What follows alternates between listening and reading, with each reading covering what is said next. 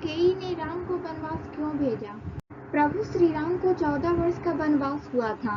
कैकेयी अपने पुत्र भरत के लिए राज सिंहासन चाहती थी, इसलिए उन्होंने राजा दशरथ से वरदान में राम के लिए वनवास और भरत के लिए राजगद्दी की मांग रख दी।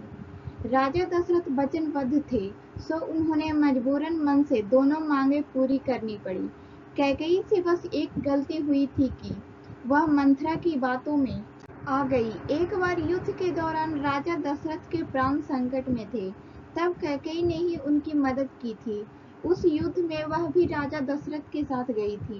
कैकेयी ने राजा दशरथ के प्राण बचाए थे, तो खुश होकर राजा ने 2 वर मांगने को कहा। तब कैकेयी ने कहा था कि समय आने पर वो मांग लेगी। जब अयोध्या में राम के राज अभिषेक की तैयारी चल रही थी, तभी मंथरा के बहकावे में आकर कैकेयी ने अपने बेटे भरत के लिए राज सिंहासन और राम के लिए 14 वर्ष का वनवास मांग लिया। ऐसा नहीं था कि कैकेयी अपने राम को प्यार नहीं करती थी, लेकिन अपने बेटे के लिए राज सिंहासन चाहने के कारण उन्होंने राम के लिए 14 वर्ष का वनवास मांग लिया। और सवाल ये भी उठता है कि कैकेयी ने राम के लिए 14 वर्ष का ही वनवास क्यों मांगा, 13 या 15 वर्ष का क्यों नहीं? दरअसल त्रेता युग में भी रघुकुल प्रशासनिक नियम हुआ करते थे।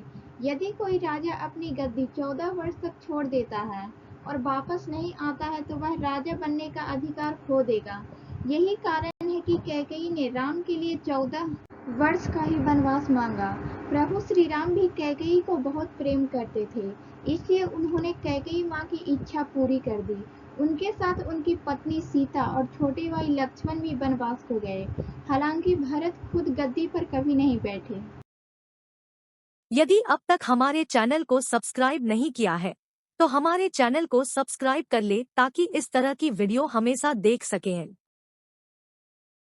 Thanks for watching this video.